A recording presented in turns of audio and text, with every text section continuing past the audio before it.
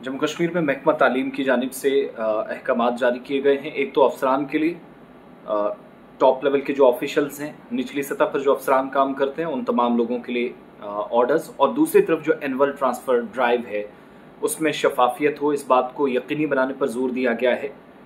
लेकिन नए हुक्मनामे में तीन चीज़ें हैं जिनको समझना बहुत ज़रूरी है। आपने बेशतर मकामात पर देखा होगा कि अफसरान कई मकामात का दौरा करके वहाँ पर सरप्राइज इंस्पेक्शन करते हैं, चेकिंग का एक सिलसिला होता है और कहते हैं ये सरप्राइज विजिट था, और उसके बाद अखबारों शेर सुर्खियों की जीनत बनते हैं, शेर सुर्खियों में अपनी जगह बनाते हैं। लेकिन स्कूल एजुकेशन डिपार्टमेंट ने उन चीज़ों को बहुत संजीदगी से लिया है। एक इस पर बात, और दूसरी मैं असातिज़ा पर, और जो असातिज़ा हमारे साथ ज्वाइन करेंगे ज़रा मुझे मेरी नॉलेज में भी इजाफा करें, बताएं कि असल में सूरत हाल क्या है। क्योंकि मेरे पास जो तफसीलात हैं, फिर जो अपनी जगह मैंने रिसर्च की, जो भी मेरे ज़राए थे उनसे दाएं बाएं कोशिश करके जहाँ तक मैं पहुँच सका बात करने की कोशिश की। नंबर 1, एनुअल ट्रांसफ़र ड्राइव जो है वो परेशानी का सबब बन रही है। इसलिए क्योंकि पिछले दिनों एक ऑर्डर जारी हुआ स्कूल एजुकेशन महकमे की तरफ से, और कश्मीर और जम्मू दोनों प्रोविंसेस में कहा गया कि जो एजुकेशन डिपार्टमेंट में काम करने वाले लोग हैं वो ओरिजिनल प्लेस ऑफ पोस्टिंग पर जाएं, और जो अटैचमेंट्स हैं या किसी भी तरीके से किसी को कहीं पर इमरजेंसी में लगाया गया था किसी दूसरे डिपार्टमेंट में, वापस आ जाए। उनने वहाँ से वापस लौटना शुरू कर दिया। दूसरा, एनुअल ट्रांसफ़र ड्राइव के तहत लोगों को शहरों के अंदर लाया गया, शहर से गांव ले जाए गए, लेकिन शहर से गांव ले जाने की जो बारी थी उसमें परसेंटेज बहुत लो है। टीचर्स को इधर से उधर किया गया, लगाया गया, विच इज़ गुड, अच्छी एक्सरसाइज थी। मगर ये जो एनुअल ट्रांसफ़र ड्राइव है, इसका फॉल आउट रूरल बेल्ट के अंदर, गांव देहात के अंदर बुरी तरह मुतासिर कर रहा है। गांव के अंदर टीचर्स खाली हो गए हैं। बहुत सारे स्कूल्स के एग्जाम्पल्स हमारे साथ हैं। मुतअद्दिद इलाकों में हो सकता है वो 450 स्कूल जो मर्ज सरकार को करने पड़े थे वो और करने पड़े। इस तरह की परिस्थितियां, ऐसी सिचुएशन बन रही है। और मेरे पास south Kashmir, north Kashmir, central Kashmir और जम्मू के पीर पंचाल बेल्ट, और ये जो अपना पीर पंचाल बेल्ट के अलावा इंटीरियर बेल्ट है जम्मू का और चिनाब वैली, हर जगह से शिकायतें मौसूल हुई और तहरीरी तौर पर आया कि एनुअल ट्रांसफ़र ड्राइव जितना ऑनलाइन इसको लेकर हाइप है, ये जितना शोर शराबा किया जा रहा है, उतना अमली तौर पर काम नहीं हो रहा है।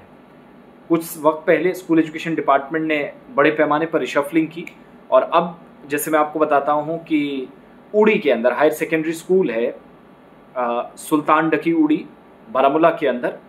स्कूल में कोई लेक्चरर नहीं है केमिस्ट्री के लिए, मैथमेटिक्स के लिए, जोलॉजी के लिए, बॉटनी के लिए, बायोटेक्नोलॉजी के लिए और बाकी 6 सब्जेक्ट्स के लिए। ये सिर्फ मैं एग्जांपल इसलिए दे रहा हूँ, इसलिए ये स्कीम नाकाम साबित हुई है।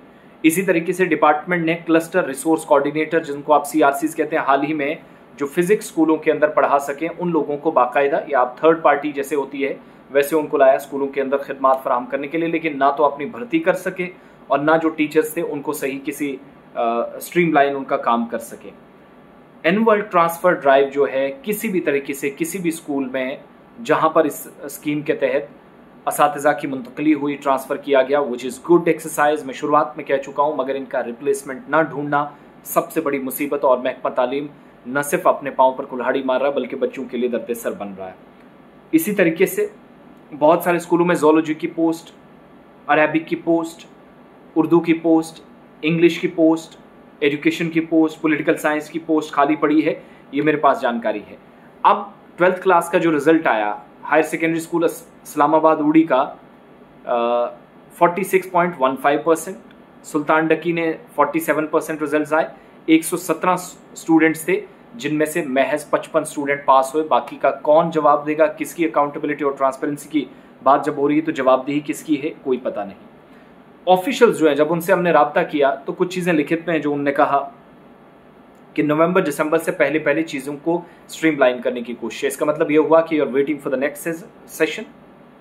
एक बात तो ये याद रखिएगा कि ये सेशन आपको बिल्कुल भी असातिज़ा की जो कमी है वो कभी पूरी नहीं होने वाली। वो जो स्पेस बीच में रह गई है वो बरकरार रहेगा, कम से कम ये पता चलता है। डायरेक्टर स्कूल एजुकेशन कश्मीर और जम्मू बता रहे हैं डिपार्टमेंट ऑल्टरनेटिव को देख रहा है, लेकिन अभी फाइनलाइज चीज़ें नहीं हुई हैं। अब सीधी सी बात है, एक गाँव के स्कूल से उठाकर 3 लेक्चरर आपने कहीं और लगा दिए, 3 मास्टर्स कहीं और लगा दिए, उनका मुतबादिल तो आपको ढूंढना पड़ेगा। आपके पास RET तो है नहीं कि नए टीचर्स कहीं से उठा के लगा दें। जनरल लाइन टीचर्स आपके पास फ़ौरन से आप उनको लगा दें।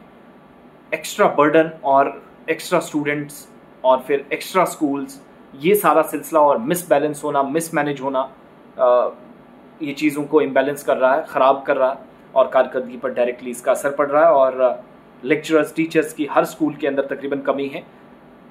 इन बाकी अजला के अंदर, बाकी डिस्ट्रिक्ट्स के अंदर हाल क्या है मुझे ज़रा बताइएगा जो लोग मेरे साथ ज्वाइन करें। अब जो ऑर्डर आया है, कहा गया इस ऑर्डर के मुताबिक कि इंतज़ामी महकमे ने कसरत की है। पता चला कि एक तो अफसरान या जो एहलकार हैं सरकारी स्कूलों का, इदारों का दौरा करते हैं, वो बगैर पेश की इजाज़त के करते हैं, बगैर प्रायर परमिशन के करते हैं।